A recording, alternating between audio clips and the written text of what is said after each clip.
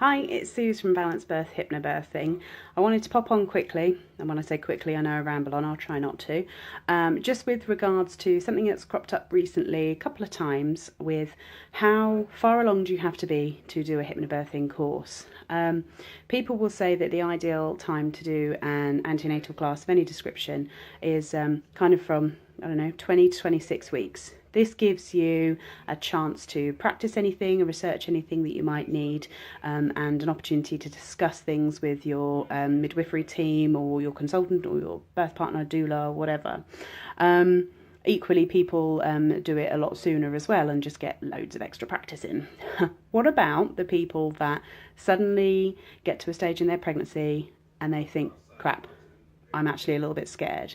Could be your first and you've been going along swimmingly and the weeks have rocketed by. All of a sudden you start panicking. Could be that you had a negative experience last time. Could be that you suddenly thought, okay, I've done this before, but I'm still scared. Really, with my course, there are elements that you can kind of look at as late on as, you go into labour tomorrow. And I don't want people to be put off by the fact that there is a great big long course that most people offer. You can do things on your own to help improve and your birthing experience and have a really lovely positive one. So number one, find your local positive birth movement group. For local people, there's one in Ipswich, one in Bury.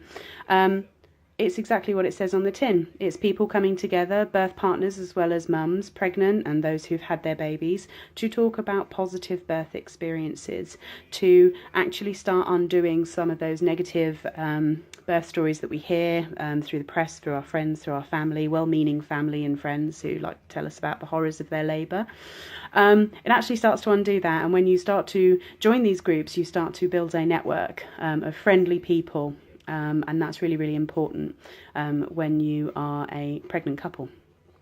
Unhelpful birth preparation, listening to those negative stories that we hear a lot. So again, well-meaning friends and family, if they start to go on about their quite negative experience that they may have had, which was really unfortunate for them, but actually at this moment in time you don't need to hear about that. You need to be surrounding yourself with positive stories about birth so that you don't create that fear factor. Another positive and helpful thing that you can do is learn a breathing technique. We breathe every day. Yes, of course we do. It's automatic. But when you're breathing, to breathe through surges and to go with the flow of your body, it's a slightly different breathing that's required. Lots of courses, again, and lots of different methods, but find something that works for you. You could just Google, hypnobirthing breathing or relaxation breathing. That's going to help. That's absolutely going to help. Another positive and helpful preparation you can do, discover and practice active birthing positions. You don't have to lay on your back. In fact, gravity's going to work against you. Have a look at the options. You can kneel, you can squat, you can lay on your side with your leg in the air, you can use your partner, you can use a birthing ball, a birthing stool, you can use a rebozo scarf. There's all these different things that you can do to get in a really comfortable active birthing position, which is going to put your body in the optimum position and get your baby in the right position to help birth you. Anything that's kind of upright is also going to have the benefit of gravity. We were never meant to birth lying down on our backs. Our coccyx prevents us from being able to do that effectively. So up you get up. Unhelpful preparation, believing that you can't. So because you've listened to all these stories and because you might be petite or you've never done it before, that is not going to help. So you need to flip that on its head and listen to positive birth affirmations. My body is perfectly designed to give birth. Women have been giving birth for millennia and go back again and have more children. My baby will come when it's ready. Particularly that was important for me because I was horrendously overdue. But she came when she was ready with a little nudge.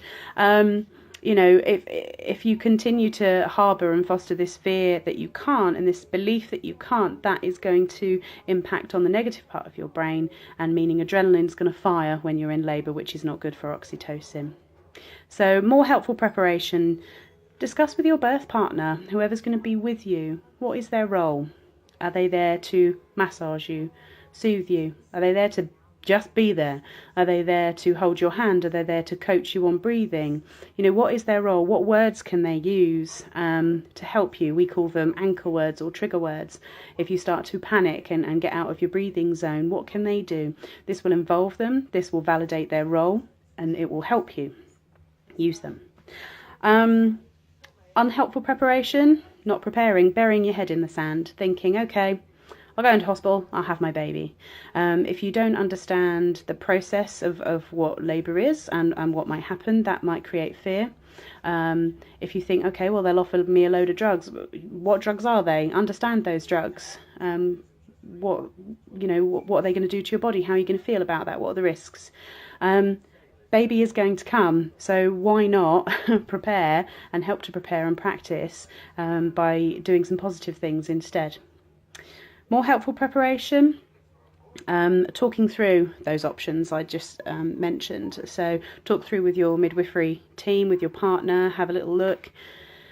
If things don't start going to the plan that you want and you need an intervention, what is that going to look like? What does that mean?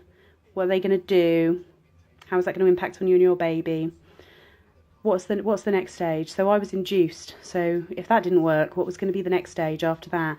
And in order to not be frightened of the processes or procedures, I wanted to understand them first. So that goes a long way to actually, again, keeping fear at bay. Being inactive is not helpful at all. So you're 9 months pregnant. Okay, it's uncomfortable. You're hot. You're heavy. You do want to sit on your backside, and absolutely, mummies, you deserve it. However, bounce on your ball occasionally. Go for a walk, dance, move, get in the polar bear position. All of these things will help you to prepare for your birth and also help your baby get in the right position. So as tempting as it is to always relax and sit down and just enjoy that little baby moon before baby comes, please get up sometimes. Positive affirmations are really important, again, to start undoing some of those negative views. Some people make an affirmation board and stick them up around the house. I have them on the back of the toilet and in the kitchen, 2 places I seem to always be. So yeah, and I use that, and those images started to replace negative images. Finally, trust your instincts. If something doesn't feel right, seek help. If something feels uncomfortable, get up, move, change position. There are no rights or wrongs when it comes to your labour in terms of your comfort and what you think is going to work for you. So I would say trust your instincts. So there's loads more, obviously, that we cover on the course, but there are a few things that we can do in little snippets if people would find it helpful if they're getting on in their pregnancy. And it's never too late to prepare for a positive and calm birth. So if you want to know more, contact me. Facebook page is Balanced Birth Hypnobirthing. hello@balancedbirth.co.uk, and my mobile number and details are all on Facebook or my website. So yeah, I will upload another video soon. So have a good night all. Bye.